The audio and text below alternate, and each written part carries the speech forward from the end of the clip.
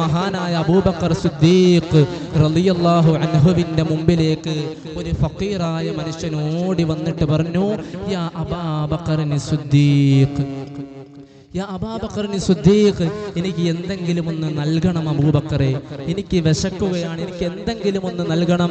ആ സമയത്ത് അബൂബക്കർ സിദ്ദീഖ് റളിയല്ലാഹു അൻഹു നോക്കിയപ്പോൾ വീട്ടിലൊന്നുമില്ല. അല്പം ഭക്ഷണം കൊടുത്തപ്പോ ഈ ഫക്കീറായ മനുഷ്യൻ പറയുന്നു, അബൂബക്കർ തങ്ങളെ, എനിക്ക് ധരിക്കാൻ വസ്ത്രമില്ല അബൂബക്കറെ, എനിക്ക് ധരിക്കാൻ വസ്ത്രമില്ല അബൂബക്കറെ, എനിക്കൊരു വസ്ത്രം കൂടി നൽകണമെന്ന് പറഞ്ഞപ്പോ അബൂബക്കർ സിദ്ദീഖ് റളിയല്ലാഹു അൻഹു വീടിന്റെ ഉള്ളിലേക്ക് പോയി നോക്കുമ്പോ ഉടുത്തിട്ട് മാറിയുടുക്കാൻ അടുത്ത വസ്ത്രമില്ല. അബൂബക്കർ തങ്ങൾ പൊട്ടിക്കരഞ്ഞു പോയി. ആരംഭ റസൂൽ പറഞ്ഞു വിട്ട ഫക്കീറായ മനുഷ്യനാണ്, എങ്ങനാണ് മടക്കി അയക്കുക?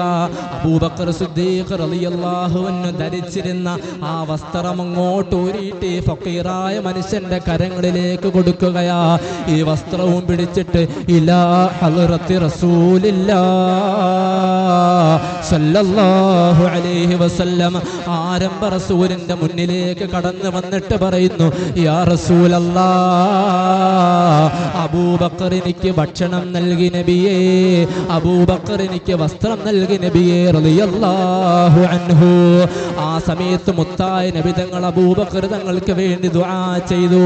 എന്നിട്ട് ആ ഫഖീറായ മനുഷ്യൻ കടന്നുപോയി. ളുഹർ നമസ്കാരത്തിന് സമയമായി.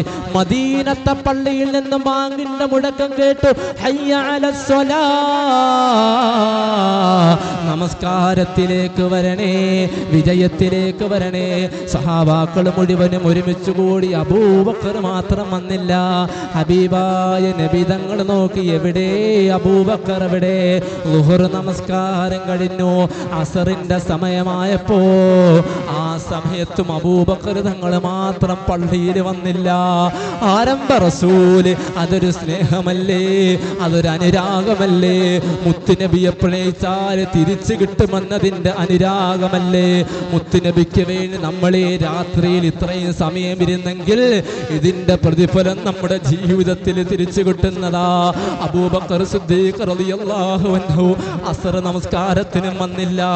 ആ സമയത്ത് ആരംഭ റസൂൽ നോക്കുമ്പോൾ അബൂബക്കർ തങ്ങൾ വരുന്ന വഴി മുഴുവനും ഇങ്ങനെ ശൂന്യമായി കിടക്കുകയാ, എന്തോ പറ്റിയതുപോലെ കിടക്കുകയാ. ആരംഭ റസൂൽ ചോദിച്ച്, അസ്ർ നമസ്കാരം കഴിഞ്ഞപ്പോ എവിടെ എന്റെ അബൂബക്കർ, എവിടെ? മദീനത്തെ പള്ളിയിൽ മുൻസഫിൽ നിൽക്കാൻ വേണ്ടി ഇമാമിന്റെ വലതു ഭാഗത്ത് നിൽക്കാൻ വേണ്ടി കടന്നു വരുന്ന എന്റെ അബൂബക്കർ എവിടെ?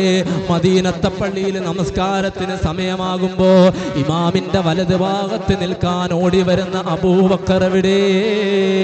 മുത്താഹ നബി തങ്ങൾ കരഞ്ഞിട്ട് ബിലാൽ ബിൻ റവാഹ റളിയല്ലാഹു അൻഹു ബിലാൽ തങ്ങളെ വിളിച്ചിട്ട് പറഞ്ഞു, യാ ബിലാൽ, ഒന്ന് പോകണേ ബിലാൽ, എന്റെ അബൂബക്കറിന് എന്ത് പറ്റിയതെന്ന് നോക്കണേ ബിലാൽ, ഒന്ന് പോകൂ ബിലാലേ, എന്റെ അബൂബക്കറിനെ ഒന്ന് നോക്ക് ബിലാലേ. ആരംഭ റസൂല് ബിലാൽ തങ്ങളെ പറഞ്ഞു വിട്ടപ്പോ ബിലാൽ ബിൻ റവാഹ റളിയല്ലാഹു അൻഹു ആ വീടിന്റെ ഉള്ളിലേക്ക് ഓടിപ്പോയിട്ട് പറയുന്നു, അസ്സലാമു അലൈക യാ അബാ ബക്കറിന് സിദ്ദീഖ്. ആ ചെത്തക്കൂരയുടെ ഉള്ളിൽ നിന്നും കരഞ്ഞുകൊണ്ട് സലാം അടക്കുന്നു. വഅലൈക്കുമുസ്സലാം. ബിലാൽ തങ്ങൾ ചോദിക്കുകയാണ്, എന്തേ പള്ളിയിൽ വരാത്തതെന്തേ? മുത്ത് റസൂല് വിഷമത്തിലാ, അല്ലാഹുവിന്റെ റസൂല് വേദനയിലാ, മുത്തുനബി കരയുകയാ, എന്തേ അബൂബക്കറെ പള്ളിയിൽ വരാത്തതെന്തേ? ആ സമയത്ത് അബൂബക്കർ തങ്ങൾ പറഞ്ഞു, അല്ലാഹുവിന്റെ റസൂൽ ഒരു ഫഖീറായ മനുഷ്യനെ എന്റെ വീടിന്റെ മുന്നിലേക്ക് പറഞ്ഞു വിട്ടില്ലേ ബിലാൽ? ആ മനുഷ്യൻ കടന്നു വന്നപ്പോ എന്റെ കയ്യിൽ കൊടുക്കാൻ വസ്ത്രമില്ല ബിലാൽ, ആകെ ഉണ്ടായിരുന്നത് ഞാൻ ധരിച്ചിരുന്ന വസ്ത്രമാണ് ബിലാലേ.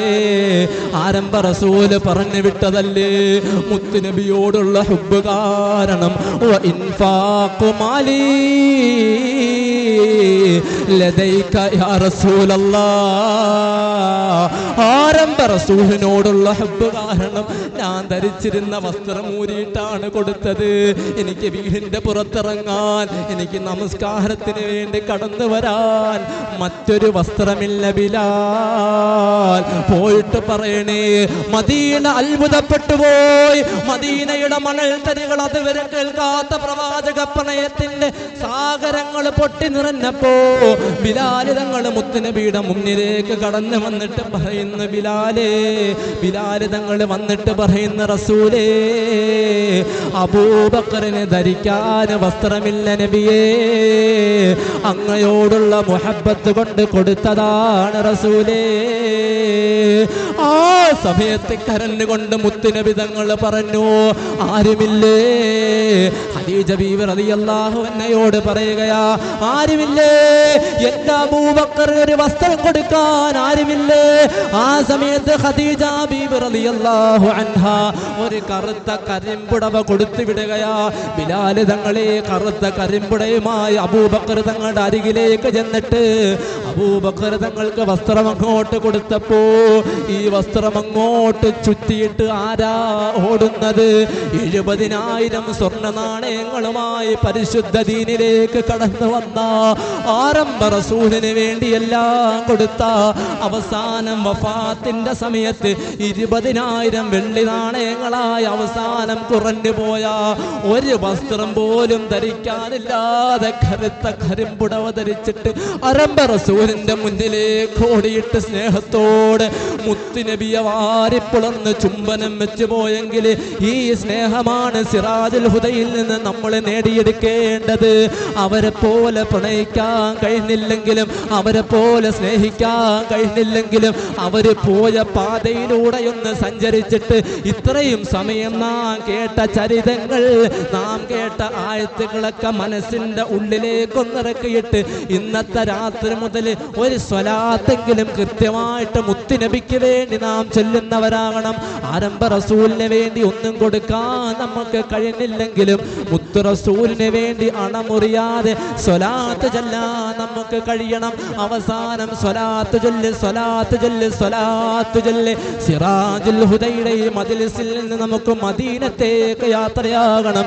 എല്ലാവരും കണ്ണടച്ചിട്ടൊന്ന് മദീന ചിന്തിച്ച്, നാം ഇത്രയും നാള് കാണാൻ കാത്തിരുന്ന മദീന, അഹമ്മദുൽ കബീർ റിഫാഇ തങ്ങള് പരിശുദ്ധമായ മദീനത്തിന്റെ മുമ്പിലേക്ക് കടന്നു വന്നിട്ട് പറയുന്നു, ഫി ഹാലത്തിൽ മുഅ്ജിറൂ ഹൈ കുന്തു ഉർസിലുഹാ തുഖബ്ബിലുൽ അർള അന്നി വഹിയ ലാഹിബതി ഫി ഹാദിഹി നൗബത്തുൽ അശ്ബാഹി ഖദ് ഹലറത് ഫംനുൻ യമീനക ലികൈ തർലാ ബിഹാ ശഫതി. ആരംഭ റസൂലേ, അവിടുത്തെ കൈയൊന്ന് പുറത്തേക്ക് തരുമോ നബിയേ? ബിലാല് തങ്ങൾ മുത്തിപ്പോയ, അബൂബക്കർ തങ്ങൾ മുത്തം വെച്ചു പോയ, ഒരുപാട് സ്വഹാബികളെ രസിച്ചു പോയ ആ കരമൊന്ന് പുറത്തേക്ക് തരുമോ എന്ന് ചോദിച്ചപ്പോ സ്വലാത്തിന്റെ മഹത്വം കൊണ്ട് ആരംഭ റസൂലിന്റെ കരം റൗളാ ഷരീഫിന്റെ ഉള്ളിൽ നിന്നും പുറത്തേക്ക് വന്നെങ്കിൽ ഈ സിറാജുൽ ഹുദയിൽ നിന്ന് നമ്മളും സ്വലാത്ത് ചൊല്ലുന്നവരാകണം. അങ്ങനെ സ്വലാത്ത് ചൊല്ലിയിട്ട് നമുക്ക് മുത്തു റസൂലിലേക്ക് എടുക്കണം. അല്ലാഹു നമുക്ക് തൗഫീഖ് നൽകി അനുഗ്രഹിക്കുമാറാകട്ടെ.